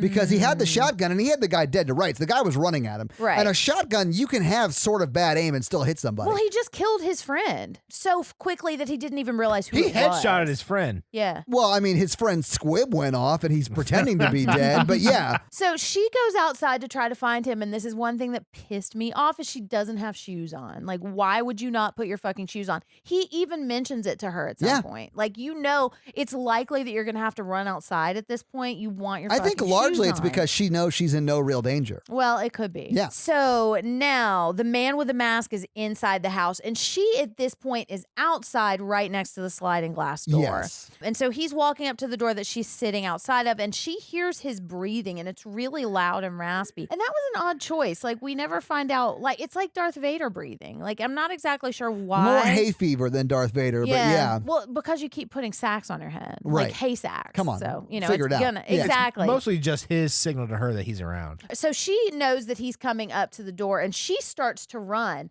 And I thought that she had gotten hit in the back with something. Yeah. Because she just Because what falls happens is out of ridiculous. the blue. Yeah, Falls into a trench. In the 6 minutes it's been since Jim ran across the backyard, they've dug a 3-foot or 4-foot trench through the backyard. And I was really trying to kind of excuse this and say, well, maybe it's just like a ditch that you might have in your yard, but like you would see that coming. Yep. And this is not like a logical place to have a ditch in your yard. So I just don't No. understand. And I don't see It a also wasn't logical there time. 4 minutes ago. What would have been cool is if it was a grave that they had been digging and he was already dead in the other one. Oh, that would have been cool. Yeah. They don't ever explain why she just falls. It's almost like it's just a way to get her to have an injury. It is. So that she slows Yeah, down. It's almost like she's just wanting to get injured. So when she's questioned, they believe her. Injured. Yeah, because we see that she has hurt her leg, but we don't ever see anything more than it just is hurting. Like, it's not like in a lot of movies you'll see like a bone poking out, or it's like she'll Sure. like investigate it, So we don't ever know exactly what this injury And is. every other scene she's limping after this. Right. Now, there is one scene where she's not. Yeah, Because she's walked it off a little bit and she forgot. So she crawls out, but her leg is all fucked up. And so now she's like crawling along. So she's in the middle of the yard and we're starting to hear lots of banging and she's trying to crawl back to the door. And one of the girls is right behind her with a knife, and then she disappears. And then she just goes away. Because literally Liv Tyler rolls under her back, and now the girl's gone. And why? Because they can disapparate. Trying to think if this were my motivation as a killer, like why would I how much do you want to fuck with this person, you know? She wasn't fucking with her. Liv Tyler didn't see her at all. She has no idea that she was there. Oh, you're right. It is a movie where the killer knows it's a movie. It's almost like the killer is existing to show these images that are scary without there being substance behind it. Because I do think it's scary sometimes when you see that the killer is right behind her, but there's not enough substance to make it like a lasting scare. Like you at know? least in Hush, same kind of concept, but he was like, I want to see how freaked out I can make this person. Right. And I think that Hush, and we talked about this movie in the Hush episode, because I think Hush it escalates it enough and it gives enough believability that it works. Because they're very similar stories in a lot of ways. Yeah, but Hush is a much better film. I think it just works better in the continuity. I think they've planned out these steps a lot better. Yeah. Anyways, okay, so now her genius plan is to go find the radio that I guess she knows how to use too, because everybody knows how to use CB radios. Yeah, it's right? the 70s, right? Yeah. So except that it's not when we need cell phones to be in the story. Right. Okay, so she goes into the radio and we see that Scott or Jim is not there.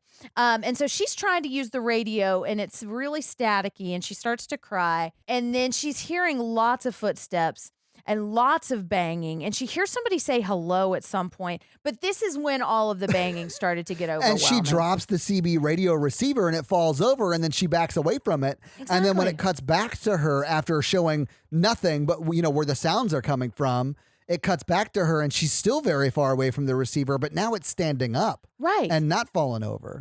Because there's one point when the CB is working and she says, hello, help me. Yes. So she is alerting somebody. Well, and that's come back, buddy. I'm gonna break it. breaker 19. You sound hot. Oh, yeah. Yeah. I'll help you, baby. I hope nobody hits that CB with an axe. And that's what happens. That is what happens. Yeah. And then the person who hits it with an axe just lets her run out of the barn, doesn't chase her, doesn't do Right. anything. They exist just to hit the CB radio with an axe, and they're like, I don't want to, I'm just going to hang out. Right. And we cut to her just being in the middle of the yard. Literally army crawling out of the barn. Like, it might be the same cut as when she was out there before. It probably was. Yeah. And that was another thing that bugged me. So she's crawling back outside and she goes back to the house and she's seeing, as she's making her way, she sees the man in the mask in the yard, but then she gets back into the house. But the man in the mask doesn't see her. Right, He yeah. starts walking back towards the house, and she sees that the Volvo is now on fire. She does, yes. And she sees that the pinup girl is standing off in the distance. Right. And that the doll face girl is on the swing. And then she turns around, and I think this is when she sees the cars on fire, but then she looks back and they're all gone. They've disappeared again. Yeah, they've disapparated. Right. Okay, so she's hopping back into the house. She hops down the hall, and then the lights in the house go out. And this Right. was creepy, too. I like the aesthetic of this and the atmosphere here. She looks out the door, and she sees that it's open just a crack. And so she's creaking around this dark house, and this is when she hears the piano music. Yeah, Yeah, they that hate is that. They hate really... Very Ghostbusters right here. And this is a creepy thing, and they don't overuse this. I do think that's an effective, like, creepy thing. But she sees that the man with the mask is there, but he doesn't see her. So she goes and hides in the pantry, and he is just really wheezy at this point. I like this scene because she's like really quiet to get in the pantry and then immediately knocks over 7 Yeah, and then it canned goods. immediately Right. makes a bunch of noise. I hate it. So much so that he knows to come into the kitchen and just sit down and Yeah, then he just stand sits up down. again. But he sits down for no reason and then stands up for no reason. Right, and it's... Maybe he's tired. I He's mean, breathing He heavy. is breathing heavy. That's true. And he's wearing a suit. It's hard to run. It's hot. It's a three-piece cage. And he's got the mask. So You're not four-piece wearing the cage. right kind of suits, baby. You got to wear them with buttons and layers. Got to layer up, Mike. And I don't like top layers. hat. I don't like layers at all. And this is a pretty tense scene, I think. And This is the one jump scare that got me. Right. Because we see him sit down, stand up, and then sort of walk away. And then from the other side, you see the other girl pop her head over and start attacking her through the Right. pantry door. Not, I guess, realizing that she could just open the pantry door. Because Right. pantry doors don't lock from the inside. or at all. It's a panic room pantry. Panic tree room. This is, yeah. And this scene, I think the jump scare did get me. It got me too. Yeah. And the scene where he's sitting at the table is really tense. And if I weren't just so exhausted with feeling tense throughout the movie, I think it would have been effective. But at this point, it's just, we've been here for the last hour. Yeah, it doesn't elevate. You're right. It doesn't elevate the stakes. Exactly. Yeah. Because A Quiet Place has like tense stuff throughout the whole film, but like Yeah. I don't But get it moves tired the of that. story Yeah. along. Yeah. The It's only like, oh, now she's just playing with the knife and like right. taunting her with the and knife. now she's in the barn. Well, and, now and she's that's in the sort of what car. happens next because she gets out of the pantry. The girl backs off from the pantry door who was attacking Liv Tyler, and Liv Tyler comes out of the pantry and grabs a smaller knife, and the other girl has the big knife in her Yeah, hand. she's Right. like, that's a knife. Yeah, that's not a knife. You're going to need a bigger knife. Yeah. But she asks, why are you doing this to us? And I think the girl says, he's going to kill you. Yes. And so she hops into another room and she tries to get out the window and she's banging on it. But this is ridiculous because she's banging on that window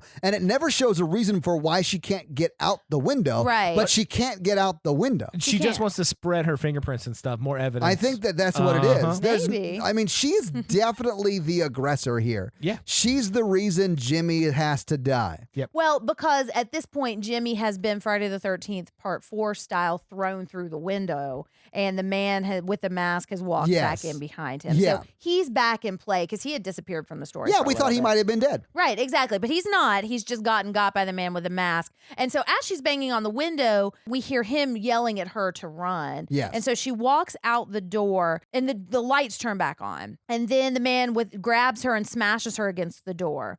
And it kind of knocks her out for a minute. And It then does knock her out, right? Yeah. And this is the part that is effective for me because he's dragging her down the hall and she's kind of like going in and out of being awake and like kind of trying to half-heartedly grab on. And I mean, I could understand her just being out of it, but we hear her scream and she gets dragged off camera. Yeah. And then we are fading up from black. And we see it's daylight now. It is daylight, and Pinup Girl opens the window, and we see that she's back in her bridesmaid's dress, which is weird. So they changed her into her bridesmaid's dress. Right, and I'm or glad we didn't have to perhaps see that. just forgot that she wasn't wearing jeans, a t-shirt, and a flannel over it. They're both tied in chairs right next to each other. This is like the iconic shot from the poster where we see Liv Tyler and Scott Speedman looking at them, Yes. and they're standing with their masks facing us. And she says, "Why are you doing this to us?" And one of them says, "Because you were home." It's one of the girls, yeah. It's one of the girls, yeah.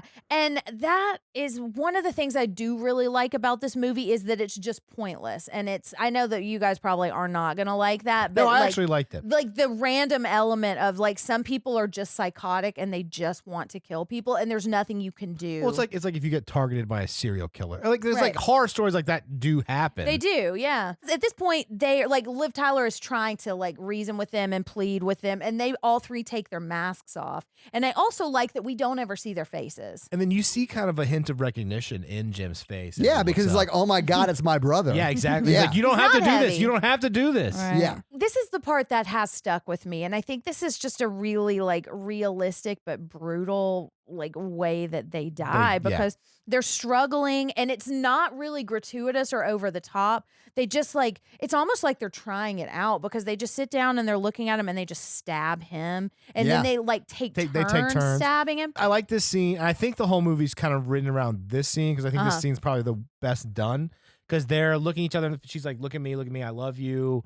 Just keep focusing on me. And then they're all taking turns stabbing him. And the focus is on them as a couple. Right. Yeah. It's never on the killers. Right. Yeah. And then And they like hold hands with and he sees that she's got the ring on and she says, "I love you." Yeah. the rest of the movie's just not filmed like that or made like that. So it doesn't No. work for me. I think there are 2 or 3 wonderful things in this movie, Right. and the way it's strung together doesn't work. Their as a relationship whole. doesn't get stronger as the movie goes on. Right. Although I am glad, like it really does make me sad when they die because I think it's really brutal, and I think like I could just imagine being in their and then it's like shoes. it's like completely powerless and like very Right. scary. You like, keep saying they die, but they don't die. They don't die. because they pull a scream and she's like, "Stab me right here." Yeah, exactly. And she never gets real woozy. Right. Well, and we see him having been stabbed. Yeah. But we see her get stabbed. And then that's when it starts cutting to. Now, it did cut to outside, like mailbox scene. You're right. Not all three of them stab her. Right. Only one does. Right, and we stab, don't... quote unquote. We never see her get stabbed. Right, because once they start, in quote, stabbing her, we never cut back the way we did with Jim. Yeah. And because we're hearing her screaming and we're seeing the outside establishing shots. And that is really effective too. And I think we're imagining what's happening to her without actually having to see it. Well, and that's what they wanted to do because they wanted Jim to die thinking that they were killing Liv Tyler, but that's not what happened. Right. No. She lives and then she hooks up with his older brother. That's the sequel, actually. And so then we see the not Mormon kids riding their bikes. Right. And the truck with the three of them, I guess the front magically healed itself or something, or it can still drive. I mean, it was an old Ford truck. Well, I mean, true. they made them better back then. In the 70s? Yeah. So they're driving away and they pass the two kids on their bikes. And one of the blonde girls gets out. And this, I think, was a little like ham-fisted or on the nose because she asks for one of those brochures. And it's like, and the boy asks, "Are you a sinner?" And she says, "Sometimes." And then they drive away, and one of them says it'll be easier next time. Yeah. She's just really scared of kids, and like that, he's trying to like encourage her to talk to kids more. He's like, "It'll be easier next time." Talking to those kids, yeah. When I have them with Liv Tyler, Right. you'll get to know them. Exactly. When you're raising mine and Liv's kids, it'll be easier. And then we see the scene from the beginning. And this struck me as odd, too, because in the beginning, we had heard this over a 911 call, but they're walking through and they're scene. not crying. They're not upset. No, but they see Liv Tyler's like dead body, quote unquote. Exactly. And he goes up to try to see if she's alive. Right. Yeah. And she is. She jump scares back to life. Yeah. And I didn't remember her being alive. I don't remember. I mean, probably because I didn't remember a lot about the movie, and now I know why, because it's forgettable. And I'm glad she lived. Like, I Sure. like her. Yeah. You know, it But was. then the phone call at the beginning doesn't make any sense either because she's alive. Exactly. Ugh. And like that they don't know what happened doesn't make sense either, I guess, unless she has amnesia, and that it's just That's convenient, isn't it, Mikey? Yeah. But that's the movie. Roll the credits. So, having seen the movie, having talked about it, what do you guys think? I don't like it. I feel like this is why I personally have a lot of trouble with horror films, because there's not a lot of good male protagonists that don't do really dumb things or treat people right. I remember watching this the first time, and I remember everybody having freaked out about it and like really wanting to like it and thinking there's a lot of good things here, but it overall just doesn't work for me. And that's kind of how I felt today, although I think once we've started to examine all of the pieces, there are things that I really, really like about this movie. It's so hard for me to get into a movie if I can't relate to one of the characters. And like, I just did not like this dude at all. I can relate to the characters, and I feel... You've tried to have your fiance murdered? No, I can relate to what actually happens in the movie. You've tried to have your fiance murdered? Because I do feel really bad for them at that last scene, and there's an element of helplessness there that's really effective. And I think a lot of the imagery is great, and we've kind of talked about it. Like, there are a lot of really great pieces in a puzzle that just overall doesn't work for me. Yeah, so for me, it is some really effective scares, but a story that doesn't rise to the level of those scares. Right. So I was scared at some points because they were effective jump scares or they were just creepy moments, but the story is so bad and it's directed so bad, it's laughable to me. So like I wasn't very scared because I was like, holy shit, this is not executed well. And it took you out of the movie. If you had a competent director, this was a very scary movie, but it wasn't executed, so it wasn't scary. Yeah, and I don't think it is bad acting. No, I don't either. really do think it's bad directing and somewhat of a bad story, although I do think the story could be scary in a better director's hands. I think it just needed to be edited a little bit better and like tightening up some of the continuity, because I do kind of like that we don't know very much about their relationship. I don't need them to have like a lovey-dovey functional relationship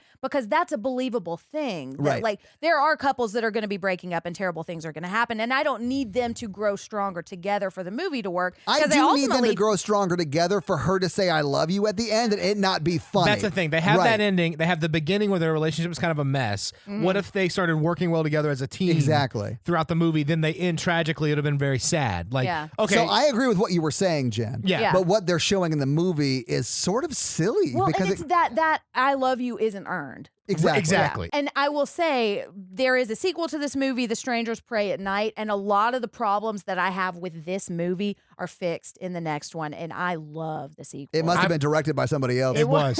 Oh, yeah, It's there you go. really good. Yeah. I've never seen it, so it I look has forward one of to my that. favorite musical moments in any movie. It's a awesome. musical? Let's No, do but this. there's like, Yeah, it's a never mind. musical. Let's do it. so cool. You're lying to me. I mean, All right, well, let's do box office. all right. This movie came out in 2008. So what do you think the production budget for this movie was? Probably pretty low. I would say 1 million. It is sort of a single location movie, although there technically is another in a flashback scene Oh, yeah. at the parking lot outside the venue. Mikey, what do you think the production budget was?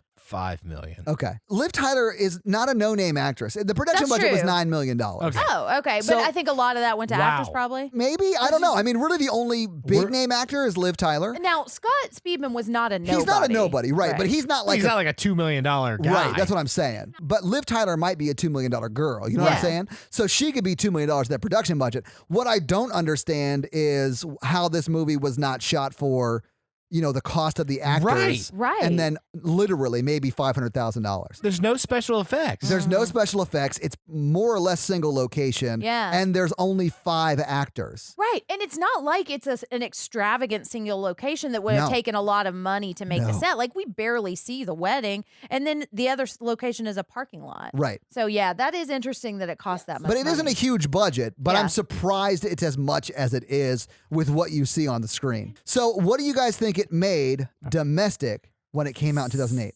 I think it did really well. 70. Okay. 100. It made $52 million domestically, Mm-hmm. and then made another 30 international. So the total was 83 million, and then it made 23 million, almost 24 million in domestic DVD sales and Blu-ray sales. So it made over $100 million. It was huge. It did Like, well. Yeah. And I remember, I didn't see it in the theaters, but I remember everybody going nuts. And I do think like it was kind of a different style at the time, Were they only making good horror movies at this time? This came out on May 30th, 2008, and the week it premiered, it was third at the box office. It got beat by Sex and the City, the first one. That's Right? that's the good movie. Ugh. Oh, I love it. And the new-ish Indiana Jones movie. Oh, God. Crystal yeah. Skull? I can see Crystal why Skull, this got big. Yeah. Oh, God, that it Crystal beat Skull. Iron Man and the Chronicles of Narnia. That was the top 5. So it was Sex and the City, Indiana Jones, The Strangers, Iron Man, Chronicles of Narnia. So that's box office. Jen, Fun fact us. yeah, Jen, All right. let's do some fun facts. I want fun facts all over my face. What? This is the kind of movie that I think I like more in theory, and I like to kind of talk about the themes more than I like actually watching it, because this is an example of pastoral paranoia, which I think is interesting. It's danger in the country and in rural areas. And that's another thing I don't think the movie does well, is I don't think it establishes how isolated they are, because it does look like it's a street. It looks like it's the Friday the 13th They had parkour $9 street. million and they didn't do one helicopter or drone shot or whatever. Well, drones weren't a thing in 2008, Well, but yeah, a helicopter. Helicopters cost $20 You million. could have shot back everything on a helicopter with this movie. Right. Because helicopters are cool. Right? This was originally going to be titled The Faces. Oh, wow. That's a bad title. Yeah. Well, I mean, they changed it. And I do like the title. I'm going to link information to the 2 cases that we talked about. He said he was inspired by reading the book Helter Skelter, and that is a good book. I read it a couple of years ago. But I am going to link information to the Ketty Cabin murders, because Okay. that's a creepy, really sad story. So a little bit about Liv Tyler. This was the first movie that she had done in a while after she had her son. So Lord of the Rings or Return of the King hit theaters in 2003. And Oh, then yeah. I'm not exactly sure if that was the last thing she did before having her son, but she did have a child and she took a couple of years off, and this was the first thing she had done. And I remember that was one of the things people were talking about, is Liv Tyler's in this movie, and she hasn't done anything in the Sure, while. yeah. So And she had just been in what was probably the biggest franchise at that time for a long time. right, yeah. She got tonsillitis while she was shooting this because she was screaming so much, but I don't remember her screaming that She doesn't much scream in a the lot movie. or They talk must- a lot. They must not have used those takes. Exactly, which is because I do know that they hid the masks from her until she saw them in the shot so that she would have an authentic reaction. And I think there's times where she is screaming, but they don't use it that much, because when I read that fact and I hadn't seen it in a while, I imagined her like screaming throughout the whole thing, and she doesn't. So that's interesting. It is interesting. That they didn't use that, especially since she like damaged her voice because of that. But they also told her that there was going to be banging, but they didn't tell her where it was going to come from, or they told her it was going to come Sure. from a different direction. So I do think that was like, I believe that she is scared Yeah. throughout about this too, and I think she Sure. does a great Yeah, job. I don't think the actors are doing a bad job. I don't think so either. Yeah. Okay. So the masks were. We already said the blonde girl was called Dollface. Mm-hmm. The brunette had the mask called Pinup Girl, and the man in the mask, he's just credited as the man in the mask. And they wanted these masks to feel like they could have just picked them up at Walmart. So this was all shot with either handheld or a Steadicam. Yeah. I do think that's an effective choice because it gives you kind of a more intimate feel. It's also a very cheap choice. I wonder if the guy If just he just stole embezzled, $9 like, million. Yeah, yeah. I think he did steal did he $8 spend all million. that money on? Yeah, I think so. And then made this movie for $1 million. All right. And my last fun fact was that there was originally going to be a lot more dialogue between Liv Tyler and the killers. And I think in that scene in the kitchen when they both have knives, and they cut that to make the killers more mysterious and to like part of why we don't ever see their face. And I think that is an effective choice because that fits the unnamed threat and the randomness of the movie, which I really liked. And those are my fun facts. Well, thank you for your fun facts, Jen. Well, you're very welcome. So let's do the scary scale. All right, let's do the scary scale. So, hey, listeners, our scary scale is a scale we use to rank how scared we were by the movie. It's not the quality of the film, it's how scared we were tonight when we watched it. Our one example is Ghostbusters. Our 10 example is Texas Chainsaw Massacre. All right, Todd. I'm going to give it a 2. A 2? Okay. Yeah. There were some moments that got me to jump, a few jump scares in it, but ultimately it wasn't a very scary movie because it's so unbelievable. Mikey? I'm gonna give it a 1. Okay. Yeah. Because you're dead inside. I'm dead inside. I just wasn't scared. Yeah, I'm going to give it a 3, mostly because of the scene at the very end. That is something that has stuck with me over the years. That scene does stick with me, and that's the only thing I kind of remembered. Yeah. And then the rest of the movie cheapens that scene. All right, and that's our scary scale. So this week, you guys, this week the listeners made me watch did. The Strangers. What are you guys making me watch next week? We're gonna stay topical next week. We are Oh, going to yeah? stay topical. You guys may yeah. have heard of this quarantine virus thing going around the earth? Right, and it's making us all go crazy. Uh-oh. Yeah. So So we're we're going gonna to watch The Crazies. Crazies. Yes, starring Dream I love Hunt, this movie. Timothy Oliphant. I've never I seen do it. too. I honestly didn't know it existed until you guys started talking about it today. Guys, watch The Crazies, the The 2010, right? Yeah, it's the one with Timothy Oliphant. I think it's in it. 2010 because we I looked it think up when so. we were talking about it. The other one was from 73. I remember Yeah. that. I've never seen the And original. it's I don't not either. that one. It's the newer We're one. watching So the remake. whatever, it was in the 2000s. It's that Yeah. one. Yeah, and we hope you're staying safe out there. Yeah, guys, stay safe and please quarantine yourself. Yes, Wash your hands. So Mikey's going to read a review, and while he's looking that up, guys, if you want Mikey to read your review, leave a 5-star review on Apple iTunes and give like a funny way for him to read it. So like an accent or Yeah. something like that, maybe some emojis, that kind of stuff. Maybe he has to read it like Snuffleupagus. Ooh, I love it. Hey. So guys, make sure you leave that 5-star review and we will read it. God, we've got a ton of reviews in the last couple of weeks. I know, it's been awesome. Guys, please keep leaving these 5-star reviews. It really does help people find the show. All right, T. Hamma Oh, T. Hamma. To Hammer. says, my horror besties. And they want me to do this in the Scream Ghostface voice. Nice. If Mikey could handle, I can handle anything. Oh, yeah, you Oh. can. Ladies. Let's just get weird with it. Let's get weird with it, Mikey. Yeah. I follow. Okay. Yeah. Get into character, Mikey. You got this. What's your favorite scary movie? What's your favorite scary movie? Okay. Yeah. There you go. Yeah. Yeah, it's all right. I follow mini horror podcasts. But In the this, world. Exactly. That's what I was thinking. but this is hands down the best one. Oh, thanks. What makes this podcast special is the chemistry between the hosts. Aw. They are energetic, enthusiastic, and are clearly great friends. The funny thing is, we never see each other outside of the podcast, and I think that is good for us. I think so too. Yeah. Yeah. I mean, I do enjoy the pod I do lunches too. we have. And We I need to mean, get back into that. But I mean, it's also like 6 hours a week, so it's not like I I know. see you more than I see you a more lot than of my most friends. friends. That's right. true. I especially appreciate the moments when they get vulnerable and Oh, yeah. speak from their own personal experiences. Oh, my God. Thank you. You sound like you're about to go into a wrestling. I know. match. I'm getting real close to wrestler. All right. This is my go-to podcast whenever Aw, I thank feel you. down and need positivity in my life. Oh, that's awesome. That's thanks. 5 stars. Oh, thank you very much. you. T. Hamma. T. Hammer. T. Hamma, thank you so much for that review. Thank you. That And was again, if really you want us sweet. to read your 5-star review, leave a 5-star review and have Mikey read it. one. Yep. We are a member of the Consequence Podcast Network, so if you could do us a favor, check out their shows like Kyle Meredith with This Must Be the Gig, The Assembly. Well, they have a new one that just debuted. It's called Ghost Echoes. So Ghost make sure Echoes. Ghost Okay, Echoes. cool, Yeah, cool, it's cool. a music history podcast. What? Yeah. Okay, I sounds probably really would love cool. that. Yeah, I think you okay, cool. would. I'll check that out. The Fifth Dimension, and they have the Losers Club and Halloweenies. Halloweenies. And Yeah. you just recorded an episode today for the Losers Club, right? Yeah, I was on the and I think it probably has dropped like last Friday, and it's on Gerald's game, so you can check that out now too. Yeah, guys, and make sure you follow us on socials at Horror Virgin, or if you want to follow us individually, Jen is at Jenn Ferratu with 2 N's, Mikey's M Randolph 24, and I'm Todd J Awesome on all the socials. Of course, if you want to follow us online, we are at horrorvirgin.com, and that's where you can find links to the merch and the blog and stuff like that.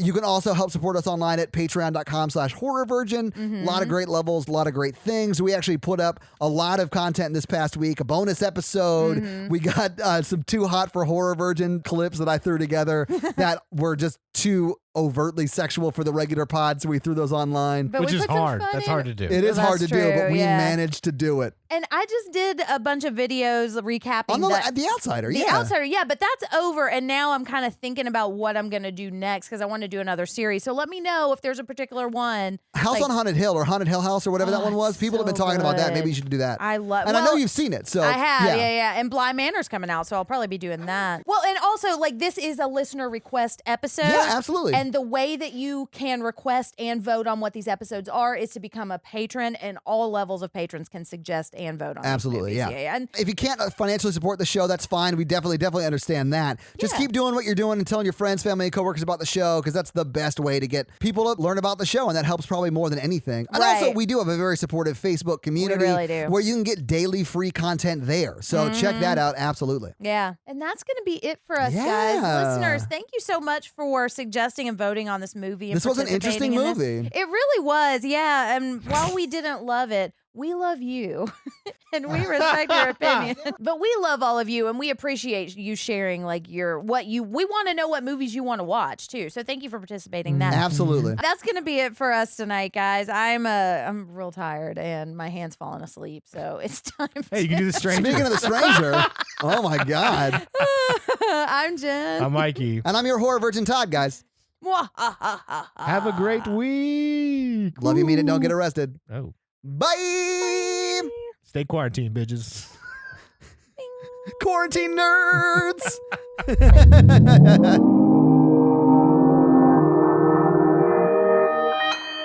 Consequence Podcast Network.